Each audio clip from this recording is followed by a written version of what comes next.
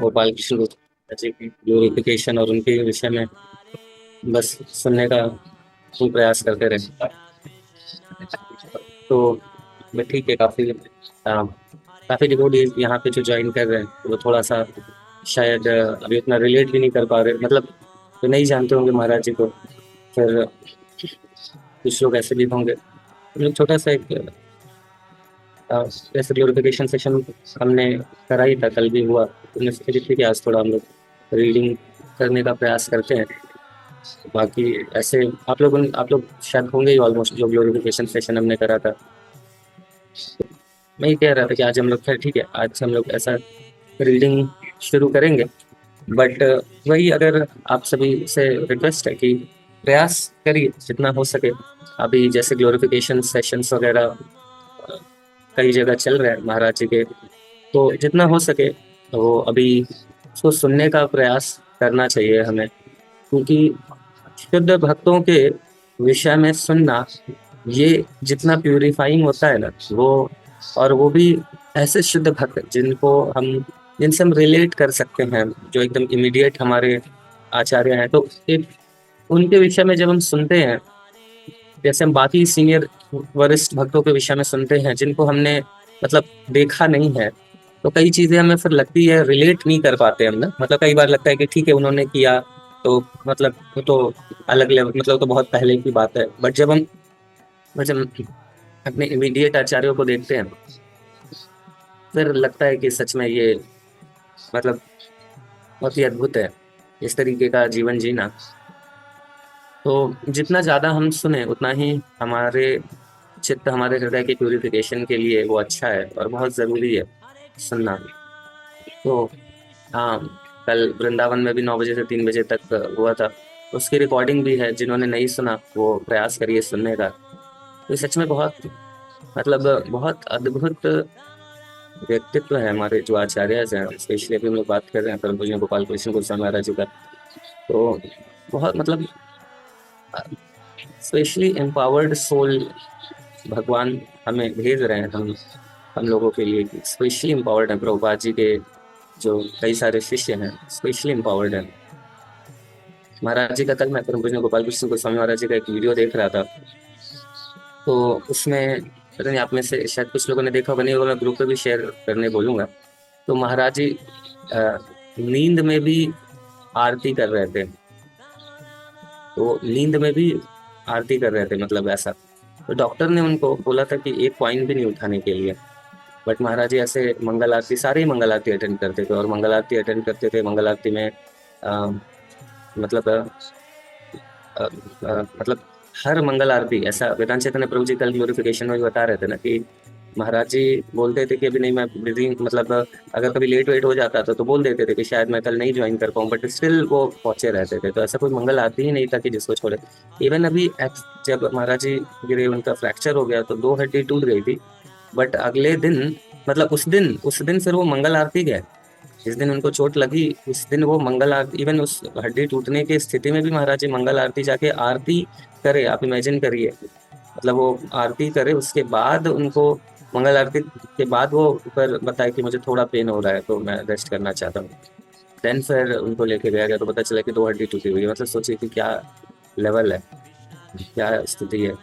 तो, तो मतलब वही, नींद में भी अगर कोई आरती कर रहा है और पूरा महाराज जी हाथ वगैरह के साथ, एक्सप्रेशन के साथ, मतलब अद्भुत है ऐसे संत जिनका पूरा जीवन ही 57, लगभग 60 साल कंप्लीट डेडिकेशन के साथ सेवा करना।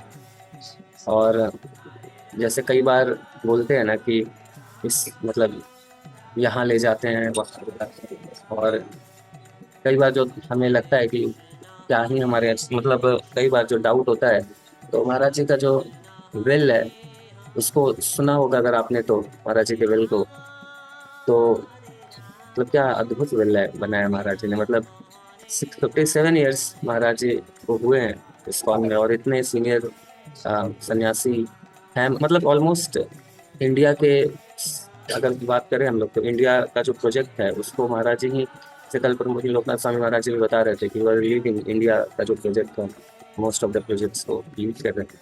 बट स्टिल और भी रशिया और कई सारे कंट्रीज में महाराज जी ने बहुत सुंदर तरीके से पूरा उसको पूरे रशिया में और कई सारे कंट्रीज में प्रचार करा है।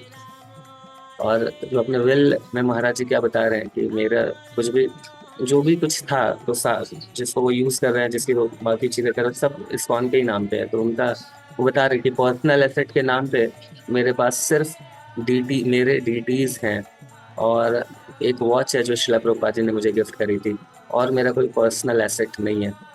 मतलब सीरियसली ये अनइमेजिनेबल है इस तरीके से 57 years of 56 57 years of selfless service.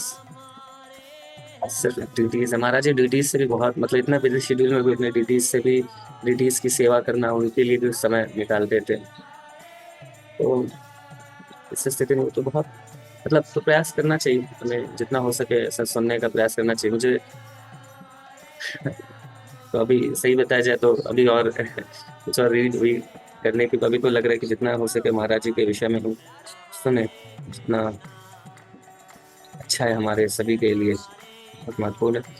ठीक है, खैर आज हम लोग ऐसे क्योंकि काफ़ी दिन हो गया तो थोड़ा आज से रीडिंग तो शुरू करते हैं। बाकी आप लोग सभी को जितना समय मिले तो आप लोग प्रयास करिए कि थोड़ा सा जितना हो सके, स्पेशली जो कल वृंदावन का भी ग्लोरिफिकेशन हुआ था और तो उसमें भी 2-3 घंटे कई सारे सीनियर डिवोटीज ने करा, और भी कई सारे जो ऐसे आपको मिल रहे हैं तो उसको सुनने का प्रयास करना चाहिए। कुछ डिवोटीज जो आईटी दिल्ली बेस के हैं तो उनसे मैं मिला था, तो उसी दिन कल परसों हम लोग वृंदावन गए थे महाराज जी के जो अंतिम यात्रा थी उसी के लिए। तो वहाँ पे कुछ डिवोटीज मिले थे, बोले लास्ट हमारी मीटिंग हुई थी परम पूज्य गोपाल कृष्ण गोस्वामी महाराज जी से, तो हमने यही प्रश्न पूछा था कि महाराज जी हम लोग सब चीज को पता है कि मन को कंट्रोल मत करना है, जब करना है ध्यान पूर्वक जब करना। महाराज जी का अपना 2 चीज बोला है महाराज जी ने ना सभी को कि आप 2 चीज करिए, अगर ये 2 चीज करेंगे तो फिर कंप्लीटली परफेक्शन को प्राप्त कर लेंगे। तो दो इंस्ट्रक्शन महाराज जी ने अपने सारे जो डिसाइपल्स हैं, फॉलोअर्स हैं, वेलविशर्स हैं सभी को दिए।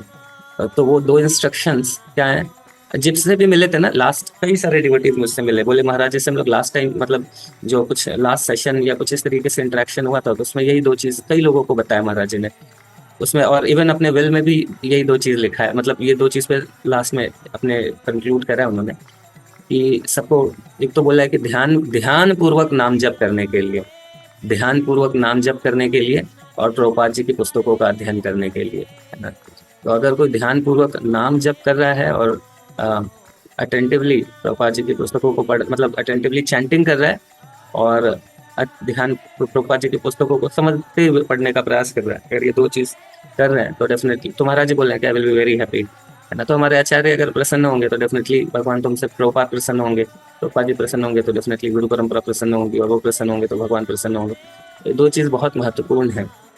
और मैं खुद भी ये चीज फील करता हूँ कि ये 2 चीज अगर कोई कर रहा है ना फिर बाकी सब चीज अपने आप होगा और भक्ति में वो व्यक्ति टिका रहेगा। अगर एक नाम जब अच्छे से ध्यानपूर्वक हो रहा है और प्रभुपाद जी की पुस्तकों का अध्ययन हो रहा है। तो वही वो डिवोटी ने पूछा, एक प्रभु जी हैं तो उन्होंने पूछा महाराज जी से कि महाराज जी हम लोग चाहते तो है नाम जप करना, बट मन करने नहीं देता है, मन हमेशा अलग अलग प्रपोजल डालता रहता है, देता रहता है, तो कैसे अच्छे से नाम जप करें, संभव नहीं हो पाता है। तो महाराज जी बोल रहे हैं, महाराज जी ने बोला I have a good news for you, मेरे पास एक आपके लिए एक अच्छा न्यूज़ है। तो क्या, महाराज जी बोले कि don't listen to your mind, तो मन को सुनना ही नहीं है, बस बोलो और सुनो। मन मन को क्यों ये सुन रहे हो, आप जो बोल रहे हो हरे कृष्णा महामंत्र उसको सुनो, आप अपने मन को क्यों सुन रहे हो, मन को सुनोगे तभी तो प्रॉब्लम होएगा, तो मन को सुनो ही नहीं। तो ये बड़ा महत्वपूर्ण है ना। तो इस तरीके से हम जब अपने ध्यान पूर्वक जप करके अपने मन को कंट्रोल करेंगे और मन को शुद्ध करेंगे तो फिर ये हमारा मन धीरे धीरे प्योरीफाई हो जाएगा, तो फिर बहुत अच्छा है ना। फिर हम जब भी कार्य करेंगे तो उसमें मन हमारा साथ देगा, तो बाकी कार्य, इवन बाकी कुछ भी कार्य कर रहे हैं उसकी भी इफिशियंसी बहुत बढ़ जाएगी।